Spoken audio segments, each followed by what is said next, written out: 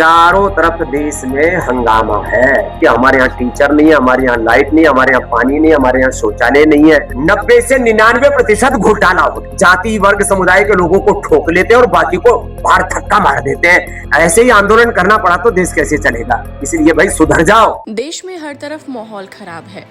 राजस्थान, महाराष्ट्र, उत्तर प्रदेश, हर जिले से स्कूल के बच्चे बाहर आकर इन चीजों का दावा कर रहे हैं कि उनके स्कूलों में अच्छी सुविधाएं नहीं है।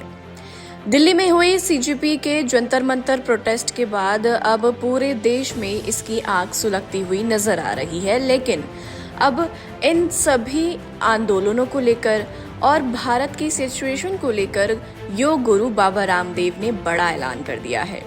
जी हाँ, योग गुरु बाबा रामदेव ने भारत की युवा पीढ़ी यानी कि जेन जी, देश के राजनीतिक माहौल और शिक्षा व्यवस्था को लेकर स्वतंत्रता दिवस के दिन अपने विचार रखे।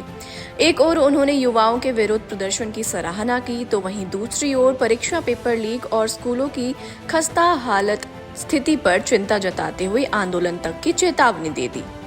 वहीं इस दौरान उन्होंने ये भी कहा कि कुछ जेन जी अच्छा कर रहे हैं, लेकिन कुछ हिंसा में शामिल है।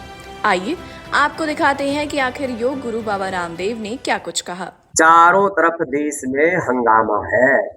छोटे छोटे स्कूल कॉलेजों से बच्चे निकल रहे हैं कि हमारे यहाँ टीचर नहीं है, हमारे यहाँ लाइट नहीं है, हमारे यहाँ पानी नहीं है, हमारे यहाँ शौचालय नहीं है, हमारे यहाँ टीचर है तो किताबें नहीं है, किताबें हैं तो टीचर नहीं है, और टीचर है तो पढ़ाई में नकल हो जाती है, कहीं पेपर लीक हो जाता है, और पेपर पास भी कर लिया, 10वीं 12वीं का बोर्ड एग्जाम भी दे लिया, तो 10वीं 12वीं के जो एग्जाम के मार्क्स हैं वो कहीं जुड़ते ही नहीं है। कॉम्पिटिटिव एग्जाम्स के आधार पर ही आगे यूनिवर्सिटी में सिलेक्शन होता है, और उसके बाद में फिर जो है जब कहीं नौकरी की बारी आए, खास करके गवर्नमेंट जॉब्स में इंटरव्यू के दौरान 90 से 99% घोटाला होता है। अपने विचार, अपने संस्कार, अपने संगठन, अपने ही जाति वर्ग समुदाय के लोगों को ठोक लेते हैं और बाकी को बाहर धक्का मार देते हैं।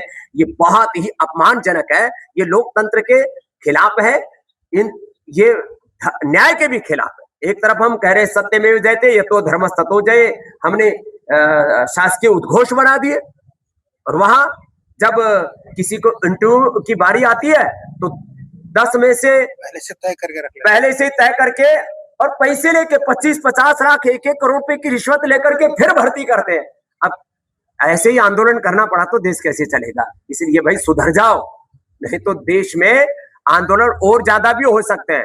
आंदोलन के नाम पर मैं अराजकता, अनार्की का समर्थक नहीं हूं, लेकिन भाई ये बात तो जरूर है, देश में घपला भी बहुत है। ये घपले ठीक कर लो, नहीं तो कोई ऐसा ना हो कि बाबा रामदेव को दोबारा आंदोलन करना पड़े। फिलहाल आज के लिए इस वीडियो में इतना ही। और भी ऐसी स्टोरीज को देखने के लिए आप जुड़े रहिए हमारे साथ। तब तक के लिए नमस्कार।